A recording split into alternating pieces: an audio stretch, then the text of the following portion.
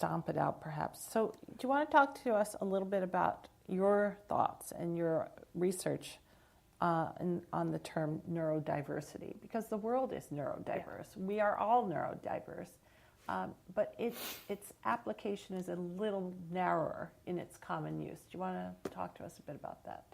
I mean, I can speak to autism as particularly difficult. It's unique in psychiatric diagnoses because they haven't identified a common physiological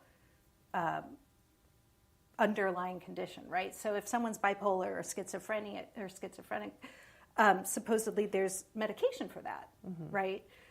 Whereas autism, there's no one pill that you can take that addresses whatever it is you want to address. And so it's a heterogeneous diagnosis, and we know that. And there are likely, as you said with your son, different underlying causes, genetic, environmental, for different kids. And so in the book, I liken it to where we were with hysteria 100 years ago, which was a catch-all term for women who couldn't control their emotions. So if you think about it, autism's a diagnosis for under-emotional boys. Interesting. Hysteria was a diagnosis of principally males, yeah, entirely, but overly emotional women. And hysteria at the time included epilepsy, syphilis, anxiety, depression, any kind of psychiatric disorder. And it wasn't until medicine advanced that you were able to break it out into. And I think, science recognizes that autism is an umbrella label, and they're starting to break out different subtypes. I don't know where it will go, but right now we just don't have a vocabulary that's adequate. So when we say neurodiversity, I mean, I think especially with autism, it's important not to make assumptions because it's not a coherent term. Agreed. Now, I can keep asking questions. I have many to ask, but there are probably some questions in either the audience or on Adori. Is that correct? So it sounds like your path to this book was a little bit surprising to you at the start of it, how you just went to Vienna for a conference and you happened to find this first bit of research that you did from the Nazi perspective. How is the reception to your research as you started to uncover more and more of something that obviously was in contrast to the common perception of Asperger? Yeah, that's a great question. So I will say, when I came back from Vienna and talked to my agent, who'd been very excited about this Schindler's story, she was like, forget it. Oh, don't bring me that. Don't bring me that. So that was kind of remarkable to me. And as I was writing the book, I was surprised. I would speak with colleagues that would almost minimize, I think, what he was doing. So Asperger was transferring people to Spiegelgrund. He wasn't directly involved with murder. To me, it's completely, if you transfer someone to Auschwitz, you know what you're doing, right? And so as I was writing the book, it was interesting. I had a lot of conversations with people like, well, it's only a handful of kids, and he did it indirectly, and what's the big deal? So I was expecting a lot of pushback when the book came out, but I think to present the book with all its evidence was so undeniable that I've been really pleased by how seriously people have taken it, the body of evidence, and that even though he wasn't directly holding the kids' hands, that people recognize how, what he was doing. So I've been really surprised and really gratified. But yeah. I guess follow-up question to that. It sounds like Asperger was never held accountable to what he did during the war. How did that happen, I guess? Sure. So the biggest factor is I said he never joined the Nazi Party. So he was never purged from the children's hospital the way his other colleagues were.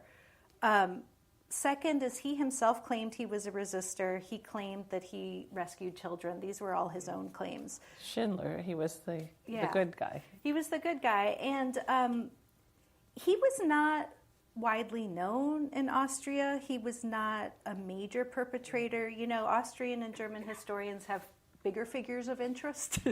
So his role was not of interest to Holocaust historians.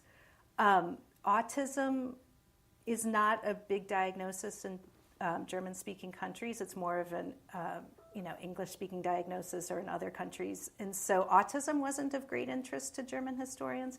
So you combine that. He's not a big Holocaust figure. Autism's not interesting, and this just doesn't come out. And people took his word for it. I will say, so in 1994, that's the year Asperger disorder entered our diagnostic manual. The American Psychiatric Association is supposed to vet names. If you give an eponymous diagnosis, you're supposed to look into the person's background.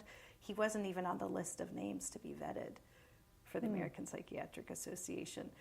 There was one doctor on the team that corresponded with archivists in Vienna, and archivists would write back, we don't know much, but one of the archivists wrote back like, whoa, wait, do some research, because anyone in this position would have probably been involved in some capacity, but for various reasons there was momentum to get this into the DSM. So it's fascinating. I don't know how many of you know Simon Baron-Cohen, but he is the father of Sacha Baron-Cohen, and he's also the director of the Autism Research Center at Cambridge in the United Kingdom. And what he was very complimentary towards your research, and said how Edith uncovers how under Hitler's regime, the profession of psychiatry became the eyes and ears of the Third Reich. And that's kind of frightening when you think of the role of medicine and doctors in culling the population and making determinations about who survived and who didn't.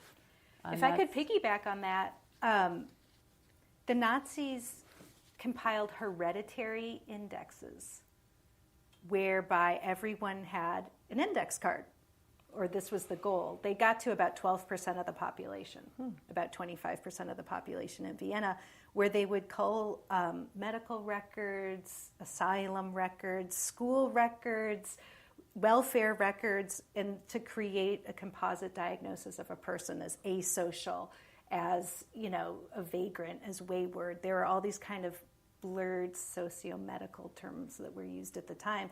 So it's really medicalizing one's economic, social status. And so, these index cards then became the basis of who would be forcibly sterilized. Almost 500,000 Germans were forcibly sterilized in this period. Who would be granted permission to marry. Not everyone could marry. And then, of course, deportations are worse. But, the medical profession, in the book I talk about the Third Reich. I like to see it as a diagnosis regime. We focus so much on the outcomes of the concentration camps, but that's really the last event in a series of decisions. And the initial decision whether or not to exterminate someone relies on diagnosis. Right? Is this person remediable or is it not? And that begins with your index cards, right? Fascinating. So you wonder if there's a modern day view of this whereby you have your DNA markers and you have the ability to select for certain characteristics if you are, doing a lab-built baby. And it's all very interesting to contemplate and deeper than we probably want to get into at 4 p.m. Here in Mountain View. We have another question from Ms. Strahl. I just have one question from the dory, or I have a couple, but I don't want to take up all the time. Very quickly, from someone in Cambridge who's watching at the moment. He says, there has been much debate about how pro or anti-Nazi various folks from the Third Reich were, Hans Asperger included here.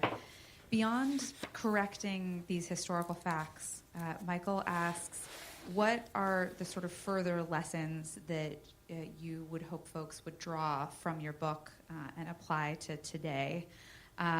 He asks, what's a proper way to judge a person's role and responsibility within something like that, and what lessons can we draw from that to the contemporary time? Wow, what a question. That really gets to the heart of human nature. I think there's a term that I like to use about the Third Reich, the muddled majority, where if you suddenly transplanted most Germans into Kansas, they would behave completely differently, right? But if you're walking down the street and you see a store that says Jews unwanted, do you go in and do you talk to the shopkeeper, or do you just keep walking by? But then you might shop at a Jewish store to get better prices. And so most people were inhabiting this world of gray. And, I think it would be nice and easy. And if you watch Star Wars, there are good guys and there are bad guys. But for most people living their lives, it was really a muddled situation. Yeah. How I come down, I think the case of Asperger is clear, luckily for me, because if you're a conscious participant in a system of killing, that's that, right? If you denounce someone who could be put to death, that's that. I don't know, walking by a Jews unwanted sign, what does that do? What does that mean? That's something that's, we live in a world of moral ambiguity now. I mean, we're doing equivalent things in our everyday lives. I'm not going to, I don't want to get too political, but we're all living in a world of gray. But I do think it's important to illustrate that. Asperger drifted into this for careerist reasons. He was trying to get ahead, and I think it's just important to be vigilant and to at least keep a bright line about when you put someone in harm's way. That's a very different thing. All right, one last one, Mr. L, and then we're going to call it a wrap. One last one. Okay, so from Sophie in Austin. She says, today, unfortunately, there are many biases attached to autism, and this knowledge of Asperger's involvement in the Nazi era could potentially limit how someone considers high functioning and how they would understand the diagnosis and the full autism spectrum.